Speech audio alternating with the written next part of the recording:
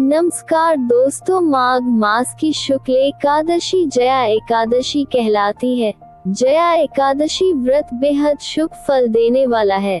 धार्मिक मान्यताओं के अनुसार जया एकादशी व्रत करने और भगवान विष्णु की पूजा करने से पाप नष्ट होते हैं, भूत प्रेत पिशाच योनि से मुक्ति मिलती है और मोक्ष की प्राप्ति होती है। अगर आपने अभी तक चैनल सब्सक्राइब नहीं किया है तो सब्सक्राइब करें। मोटिवेशन भी तो चाहिए। इस दिन पूजा के समय जया एकादशी व्रत कथा सुनना चाहिए, इससे व्रत का पुण्य प्राप्त होता है। धर्मराज युधिष्ठिर के कहने पर श्री कृष्ण ने खुद इस व्रत की कथा सुनाई थी। एक समय इंद्र अपनी इच्छानुसार नंदन वन में अप्सराओं के साथ विहार कर रहे थे और गंधर्व गान कर रहे थे। उन गंधर्वों में प्रसिद्ध पुष्पदंत तथा उसकी कन्या पुष्पवती और चित्रसेन तथा उसकी स्त्री मालिनी भी उपस्थित थे। साथ ही मालिनी का पुत्र पुष्पवान और उसका पुत्र माल्यवान भी उपस्थित थे। माल्यवान बहुत ही सुरीला गाता था। जितनी सुरीली उसकी आवाज थी उतना ही सुंदर रूप था।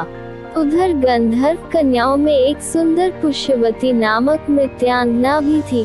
पुष्यवती और माल्यवान एक दूसरे को देखकर सुध-बुध खो बैठते हैं। परस्पर मोहित हो जाने के कारण उनका चित्त भ्रमित हो गया था और अपनी लय व ताल से भटक जाते हैं। उनके ठीक प्रकार न गाने तथा स्वर ताल ठीक नहीं होने से इंद्र इनके प्रेम को समझ गया और उन्होंने इसमें अपना अपमान समझकर उनको शाप दे दिया।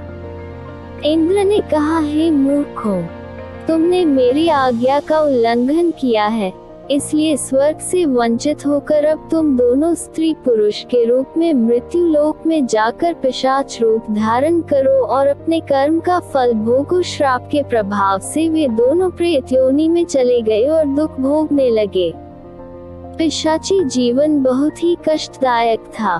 दोनों बहुत दुखी थे और हिमालय पर्वत पर दुखपूर्वक अपना जीवन व्यतीत करने लगे। उन्हें गंध रस तथा स्पर्श आदि का कुछ भी ज्ञान नहीं था।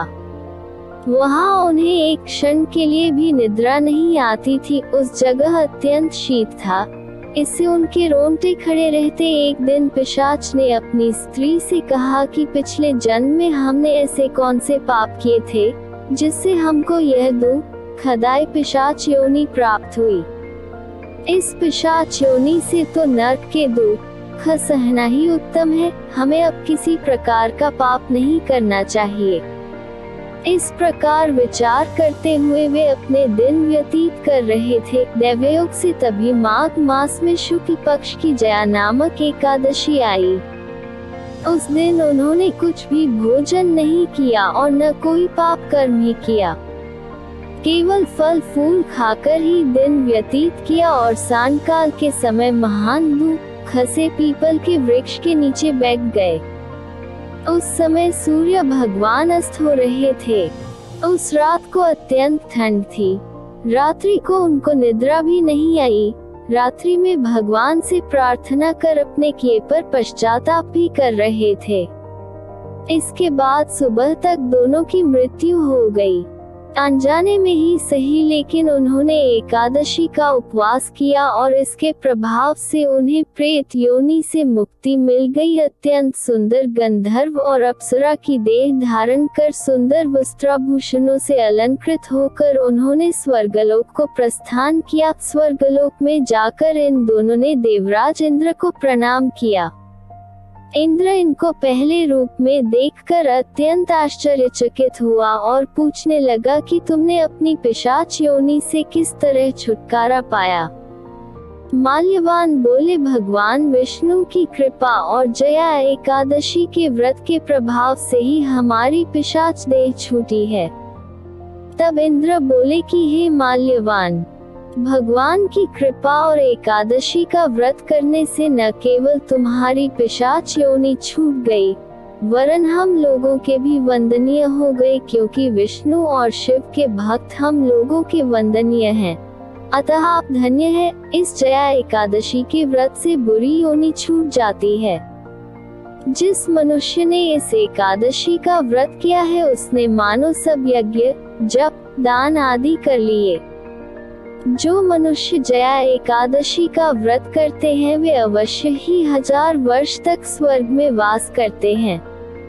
जया एकादशी व्रत के लिए उपासक को व्रत से पूर्व दशमी के दिन एक ही समय सात्विक भोजन ग्रहण करना चाहिए। व्रती को संयमित और ब्रह्मचर्य का पालन करना चाहिए। प्रातः काल स्नान के बाद व्रत का संकल्प लेकर धूप, दीप, फल और पंचामृत आदि अर्पित करके भगवान विष्णु के श्री कृष्ण अवतार की पूजा करनी चाहिए। रात्रि में जागरण कर श्री हरि के नाम के भजन करना चाहिए। माघ